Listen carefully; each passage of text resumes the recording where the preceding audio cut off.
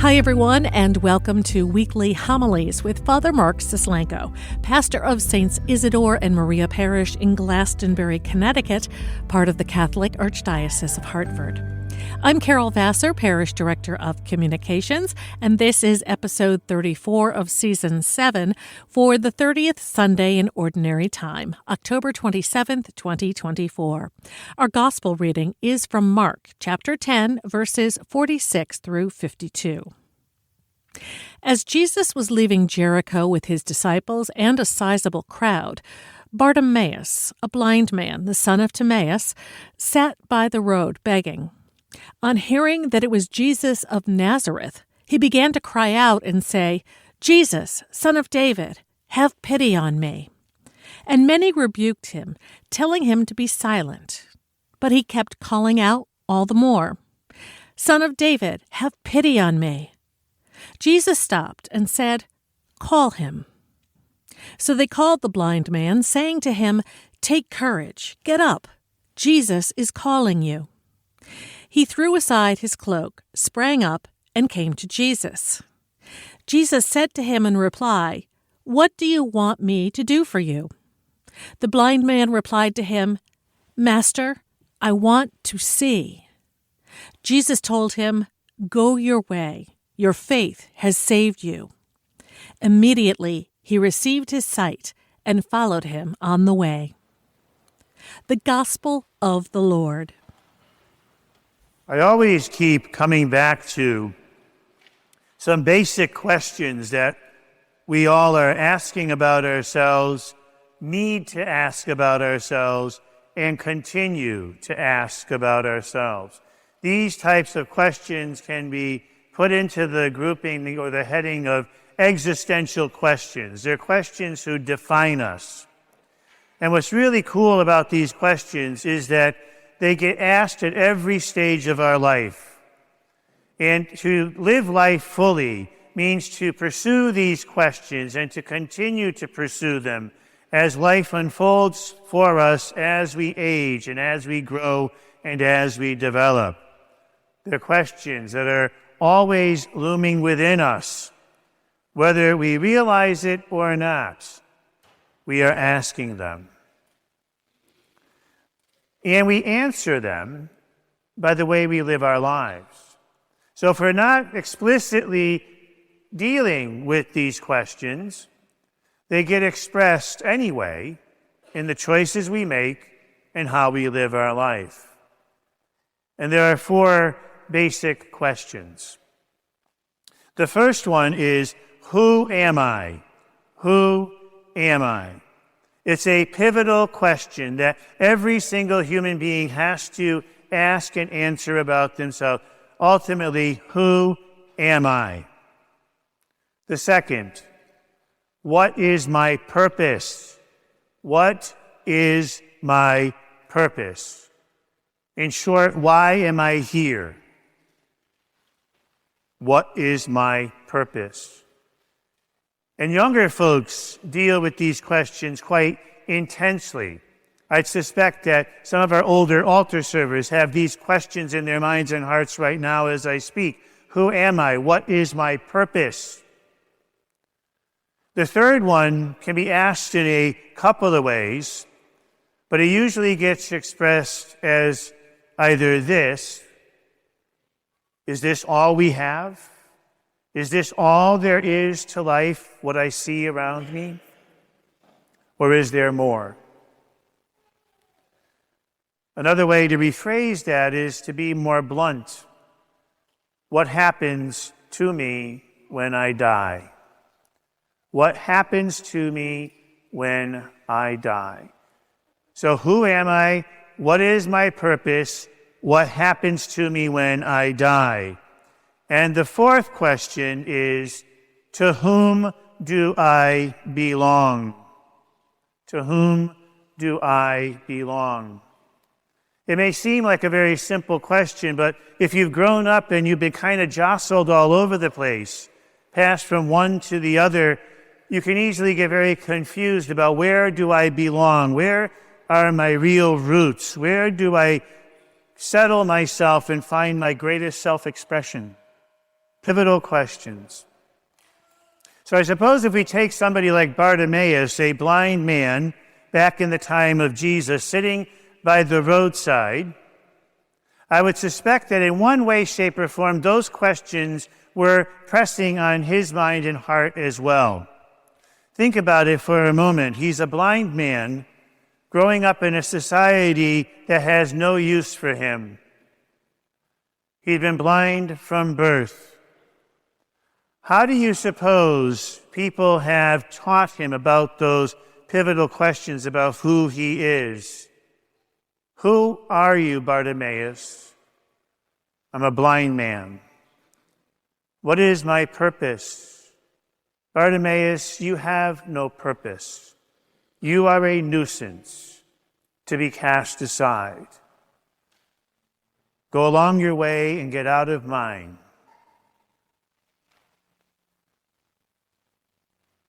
To whom do I belong?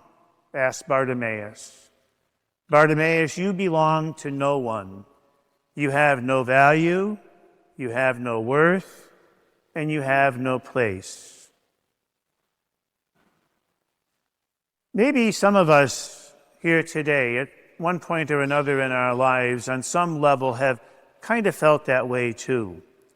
That we may not have any value, that we may not have a place, that we may not have a purpose.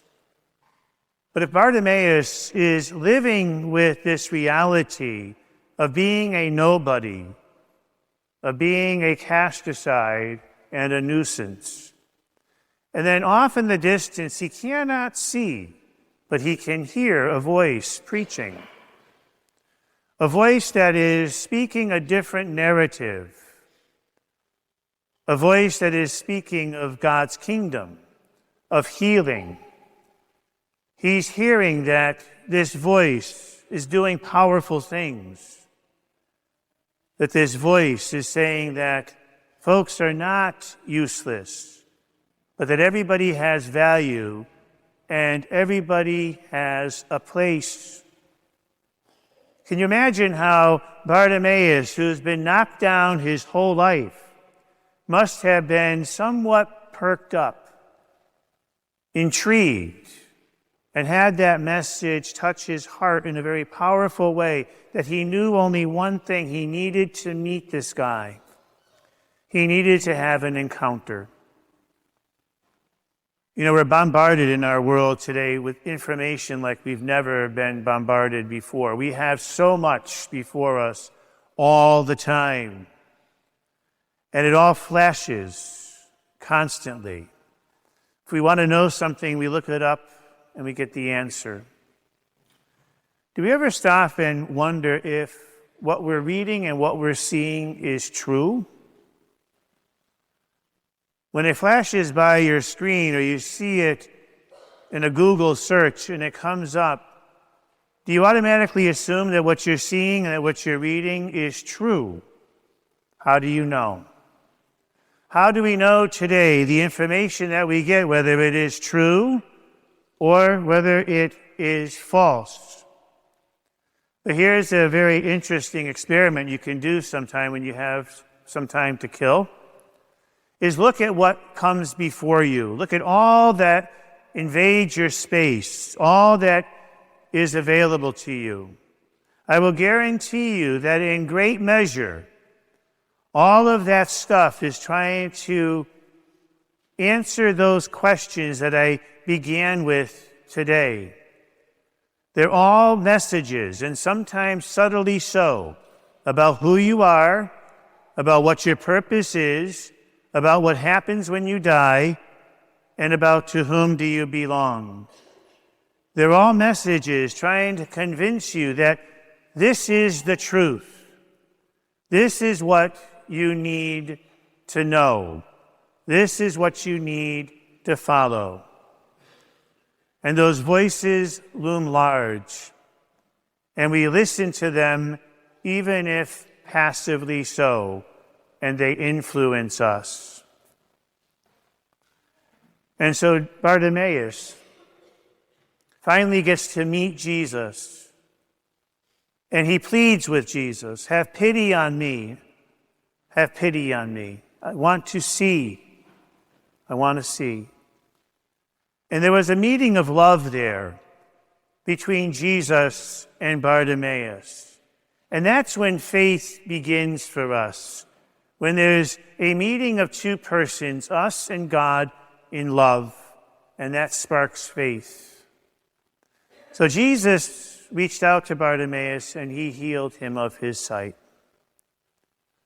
So Bartimaeus listened, he heard, he pleaded, and then what did he do?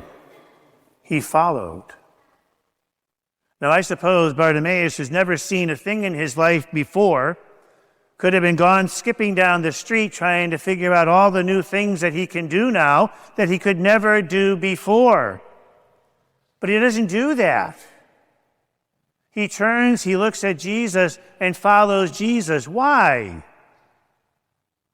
Because Jesus opened more than just Bartimaeus' eyes. He opened Bartimaeus' heart and his soul and unlocked something in Bartimaeus that made him feel radically different, and it's called conversion. And all Bartimaeus could do was to then follow Jesus.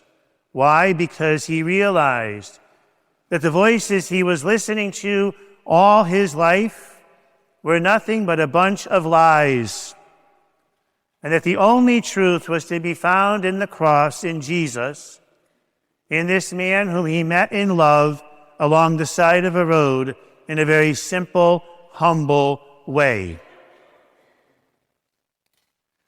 And yes, we can listen to what the world tells us about who we are.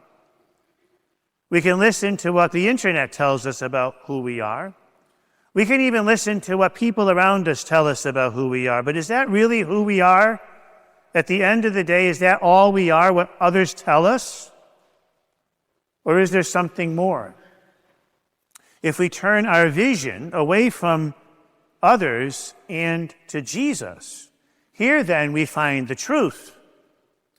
Here we learn exactly who we are, what our purpose is, whom we belong to, and most importantly, what happens when we die.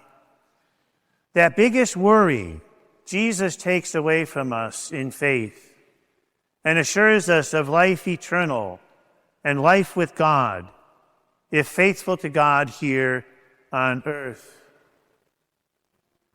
And so all of those big questions with which we struggle and we always are asking, the only true place to get an answer to any of them is in God. And that's what Bartimaeus realized, and it healed him completely and wholly. And it can heal us as well. So here's the takeaway. We all live in a world that's going to continue to bombard us with information, a world that can easily confuse us. But here's the thing that we have to realize about ourselves. Sometimes we like the untrue. Sometimes we like the untrue. Why? Because it makes us feel good. And it pleases us. And it satisfies us.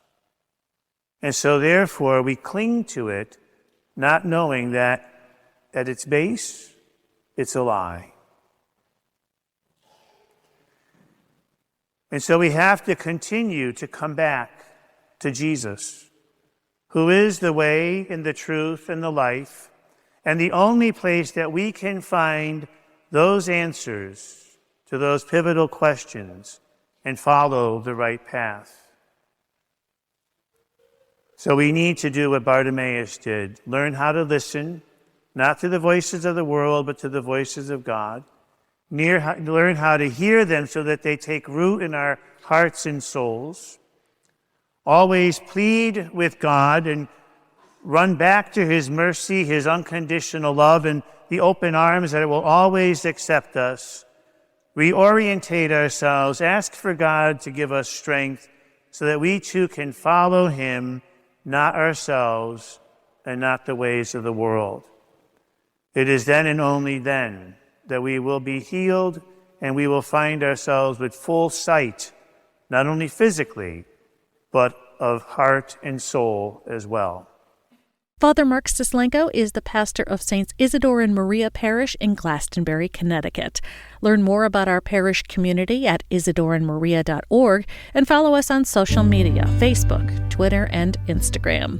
Our music comes free of charge from Blue Dot Sessions in Fall River, Massachusetts. I'm Carol Vassar. Thanks for listening.